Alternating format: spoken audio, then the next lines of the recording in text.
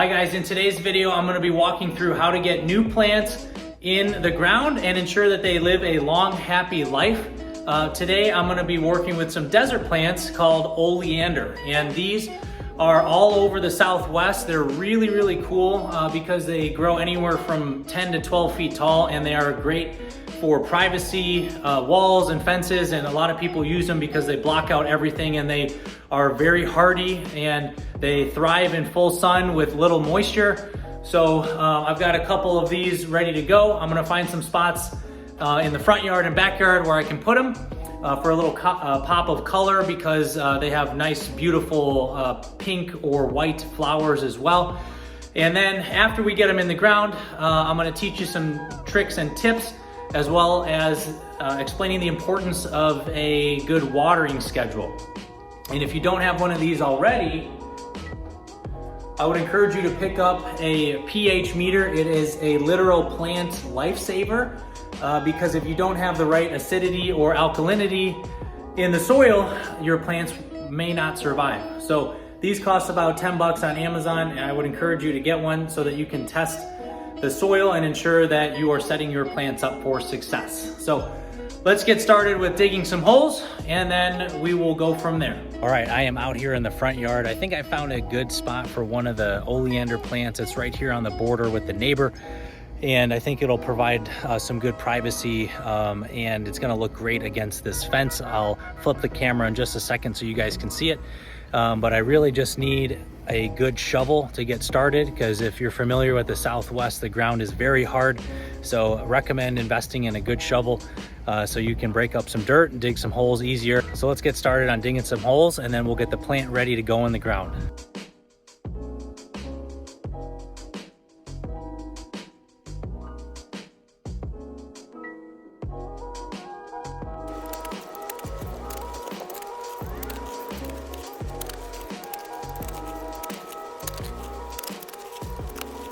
Okay, so we got our hole dug, and now what we're gonna do is test to see that the planter fits in the hole, to test the depth and the width. And this is actually perfect because you can see the ground level and where the dirt is in the planter, and they're totally even. And we've got enough depth here to make sure that these roots have room to grow. And now we're just gonna get the grow mulch, and I'll show you what that looks like, and then we'll pack it around to ensure that the plant is set up for success here against this cinder block wall. This is the product that I personally recommend. It's Grow Mulch from Kellogg, and I have used this for literally all 40 plants across my yard, and they have all lived, knock on wood. But it's a combination of just dirt and you know, some manure and mulch, so keeps the plants really healthy. And I'll show you how to pack the hole that we have for the plant. Now you're just going to carefully pull it out.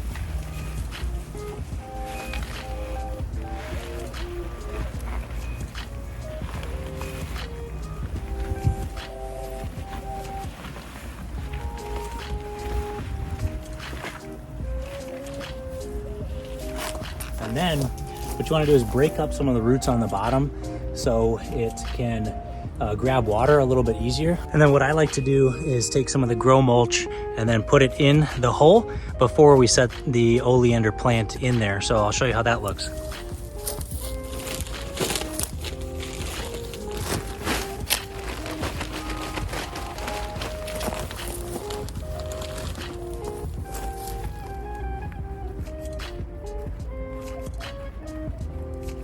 Breaking up any of the clumps and making sure that the plant is going to have a nice soft area to live in for start.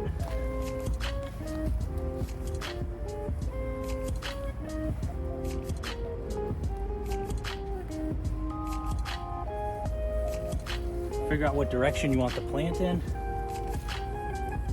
Make sure that it's the right depth.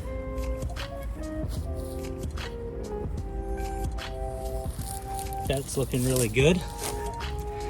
And then we can go ahead and pack the grow mulch around the plant to give it a really compact and tight area to live in, just like it was in the ground normally. See this area right here that's a gap? We're gonna go ahead and pack that really tightly with grow mulch.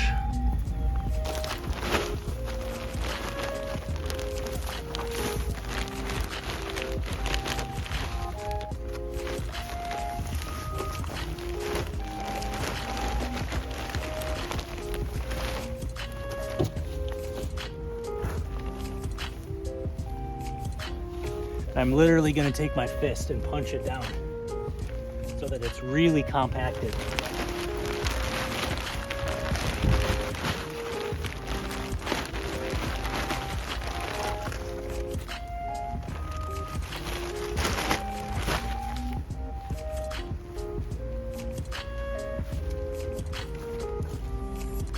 All right, we got it in the ground, and see how tight this looks all the way around? You can press on it, it's not gonna go anywhere. There's not a lot of give. It's because I really hammered it in there, and that's gonna give the roots in the plant a lot of support, you know, in case wind comes through or anything like that. And then we have this whole extra pile of dirt that I pulled out of the ground, and I'm gonna use that to spread around the grow mulch and around the plant for some extra protection. And of course, this soil still has a ton of nutrients as well, and you know, it's denser soil with some gravel as well, so that'll help protect the roots that we just put in. Helps keep the soil and the grow mulch moist for a long time after we water it.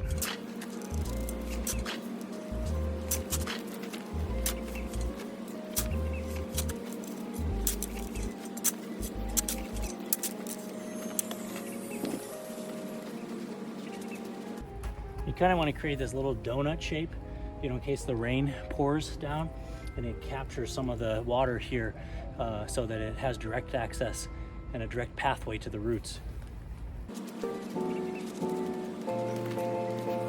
And we're all done with this one. Let's take a look at how we've done this. Again, everything's compacted down here at the bottom. We've left the plant intact over here, and this is what came out of the planter.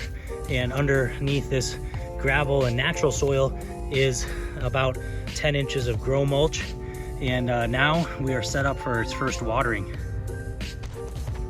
All right, here's the finished product. We got the oleander plant in the ground, and I think this is gonna give it a really nice pop here in the corner, and eventually, probably in a few years, it's gonna be taller than this cinder block wall.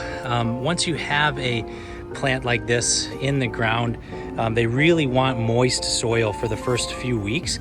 So we're probably gonna water it every day, and then in week 2, we move over to every other day, and then in week 3, it's every third day, and then after that, it might be a couple times a week or once a week or less as you move into winter. So now that it's summer and it's 110 degrees out today, we're gonna be giving it lots of water to make sure that it's successful here in the corner. It's gonna get a lot of sun early in the day, and then as you can see now, the sun is behind the house, and it's gonna get some good shade in the afternoon while it's young. So let's go ahead and give it some water, and then call it a day.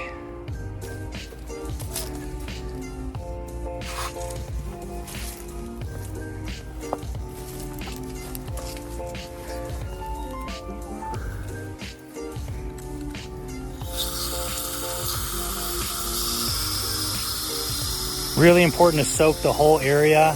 These desert plants love a deep watering. So that probably means a few minutes of water, and most likely I'm gonna hook it up to my front yard irrigation system here and run some tubing to it. If you've seen my other videos, I like to have these plants thoroughly watered multiple times per week. So I'm gonna make sure that I do that, and that this little guy has a steady stream of water for the whole summer. Now, when it comes to fertilizing your plants, you want to do it a few times a year. If you go to Home Depot in the fertilizer aisle, there's like a million different products you can get. You know, there's like fish oil and cod liver oil and all these things that you probably don't need. You know, you don't need to drench your plants in iron or you know, any of these crazy other solutions. What I just showed you with the grow mulch, some manure that has tons of nutrients in it. You can get the little pellets, you know, that have iron in it, and you want to do that in the spring. and in the fall, maybe midway through summer as well.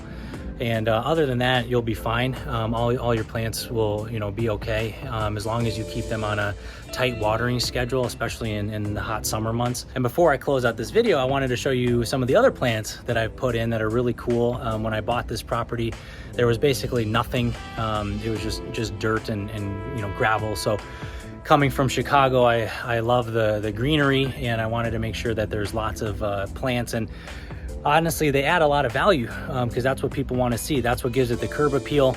And I firmly believe that any dollar you spend on a plant, you will get your money back in terms of home value, because people love that rich green of a plant. So I'll walk around the yard real quick and show you some of these plants that I put in over the last 2 years. Let's take a look. This is a garden bed out front.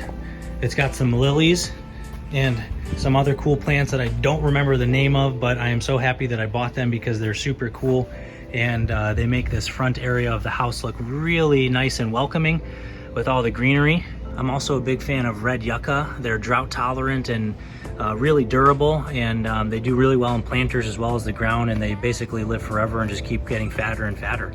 These two right here are some of my favorites. These are cacti, and they have grown so much since I put them in about 6 months ago, which is crazy. Look how big these guys are now.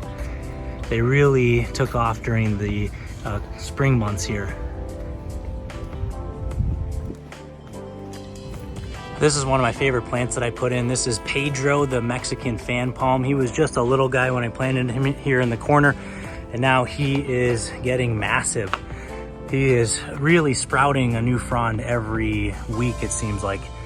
And I just love having him here in the corner, getting bigger and bigger. Some of my favorite trees in the backyard are these queen palm trees. They should get to be about 40 feet tall.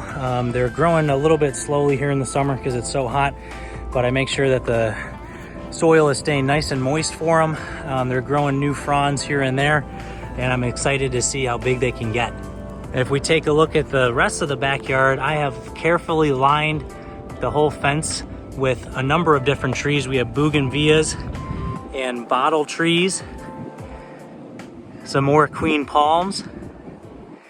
And as you can see, I have my work cut out for me because there's still a lot of empty space. But I'd love to just terraform this backyard and put a ton of nice green trees.